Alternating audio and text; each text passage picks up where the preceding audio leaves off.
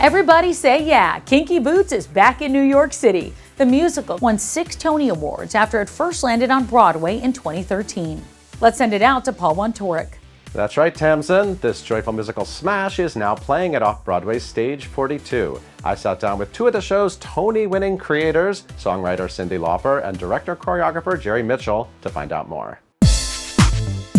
Hey guys, congratulations. Kinky Boots, apparently you can't keep a kinky boot out of Times Square because you're back. It's pretty cool. It really is. You know, they were going to try and move it right before the pandemic. And then the pandemic happened and everybody went, "Ugh." And so finally the time came. We've been fortunate to have productions all over the world. Yeah. And I was just in Korea where they're doing it for the 5th or 6th time. Come And on, they're you did already such a good and they're job. already planning it for 2024. Talk about a show that is being accepted. The show is being accepted around the world in the exact same way people respond to it here in New York. They're feeling the music, they're getting the story, they're getting the show. We know each other for a long time. And the first time I met Jerry, we did the gay games in Yankee Stadium. And he was going to choreograph Girls Just Want to Have Fun.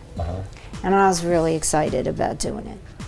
And my friend said to me, why don't you have, you know, some fabulous drag queens dance with you? And I thought, you know, because to me it's very Fellini-esque and it's just fantastic. And honestly, I'm a bit of a drag queen myself. And so I said, you know, great. And honestly, the shoes alone were incredible. And I couldn't... 50 drag queens. You brought 50. There were 50 drag queens. That's too much. It was No, it's Yankee fabulous. Stadium. And the thing is that when I looked at the Jumbotron, they never had them on. And that really got me.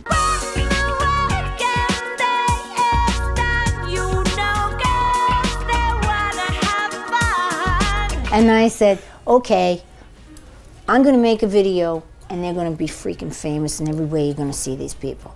And then we did And the I video called together. him, Yeah. and he choreographed the video. And so this moment when we did Kinky Boots, it's everything we all have worked on all our lives. Yeah.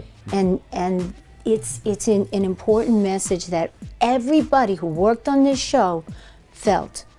And we wanted to do with humor and joy and have so many different kinds of people in the show.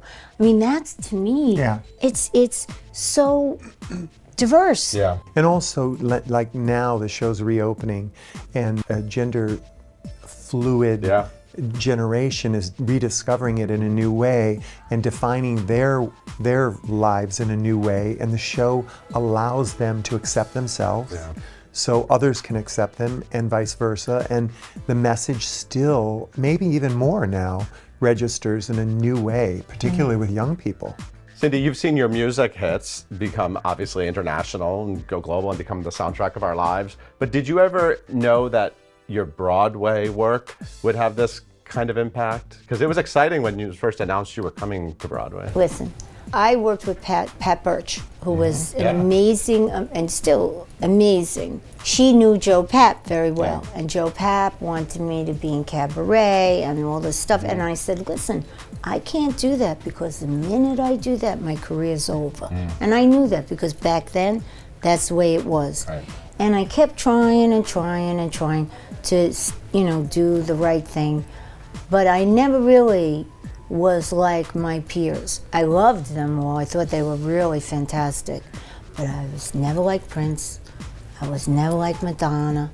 I wasn't like Billy Idol. So I just kept thinking, well, just keep trying. But then after a tour, Harvey called me and I got back and he said, hey, how'd you like to, you know, bunk in with us? We're making shoes for what, transgenders?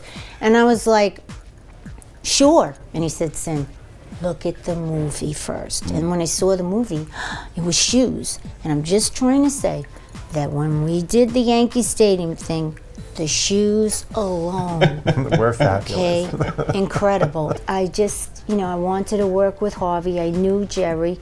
And I just said, Harvey, just don't hire crazy people because I don't want to work with really crazy people. And he said, okay. And who knew that he thought I was the craziest one? And the show went on to win 6 Tonys, including Best Musical, and you both won Tony Awards for your work on Kinky Boots.